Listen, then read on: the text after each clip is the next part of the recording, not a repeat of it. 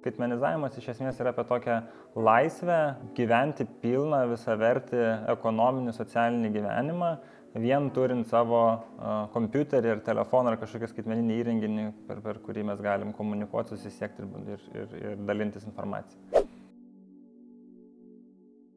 Vienas dalykas, informacijos greitis tampa greitesnis, nebereikia kažkokių pašto karvelių, arklių joti ten iš miesto į miestą, perduoti informaciją, tai kas užtrukdavo ten dienom, savaitę, metais, dabar iš principo kalbam apie sekundės, ar ne? Tai skaitmenizacija neturi fizinių barjero ribų, nesvarbu ten vandenynas, ne vandenynas, kalnai, ne kalnai, informacija važiuoja žaibišku greičiu.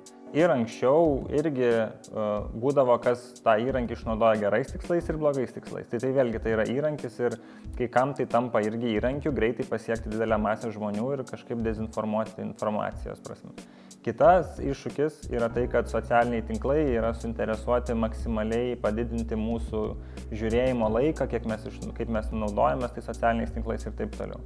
Dėl to jie analizuoja, kas mums patinka, nepatinka, iš to, ką mes spaudžiam, skaitom ir panašiai. Ir tai sukuria tokią žalingą ir ydingą praktiką, kad tuomet mes pradedam žiūrėti tą turinį, kurio labiau pradedam tikėti. Ką tai reiškia? Tai reiškia tie, kas labiau tiki vieną tiesą, pradeda matyti tos tiesos įrašų daugiau. Tie, kas tiki kitą tiesą, pradeda matyti daugiau kitos tiesos įrašų. Ir tuomet mes turim tokią polarizaciją, kuri visuomeniai nėra naudinga. Tai esminis iššūkis yra šiuo atveju edukacija. Jeigu mes tiesiog suprastumėm tam tikrus dalykus, kaip jie veikia, ką jie iš tiesų gali, negali, tuomet kitaip įsivaizduotumėm ir kokia to realybė. Kaip pavyzdys, paskutinis turbūt dezinformacijos pavyzdys yra irgi su dirbtiniu intelektu, kad galbūt čia mūsų užvaldys, nebereikės darbo vietų ir taip toliau.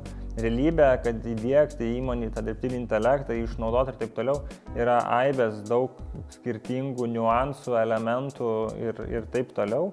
Ir netgi reali grėsmė darbo vietoms šiai dienai, jinai nėra tokia reali ir lengvai realizuojama, ar ne? Tai galbūt tai ateities problemos ir iššūkiai visuomenės tokie gali būti, bet kalbant apie dabartį, tai mes dar esam toli nuo čia. Kadangi kaip žmonija daug dalykų jau žinom, daug dalykų dar kurių nežinom, tai ten, kur nežinom, ir anksčiau žmonės kurdavo mitus. Pasižiūrėkime, ar ne, į gilę senovę, žmonės irgi kurdavo mitus dėl įvairių gamtos reiškinių ir taip toliau. Tai viskas ateina iš to nežinojimo, mes nežinom, ko nežinom ir edukacija gali padėti tiek sužinoti, ką žinom ir sužinoti, ko dar nežinom ir ką dar reikėtų gilintis. Tai dažnai kyla klausimas, ar ta skaitmenizacija čia visgi veda mus prie gero ar prie blogo, ar ne, ir kokia ta ateitis.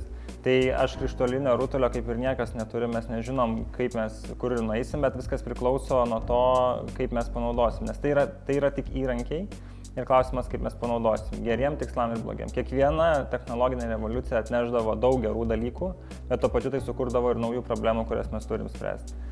Istoriškai mes taip ir progresuojam kaip žmonija, dėl to šiai dienai sukuriam tiek įvairių naujų darbo vietų, kurių prieš 50-70 metų net nereikėjo ir nebuvo.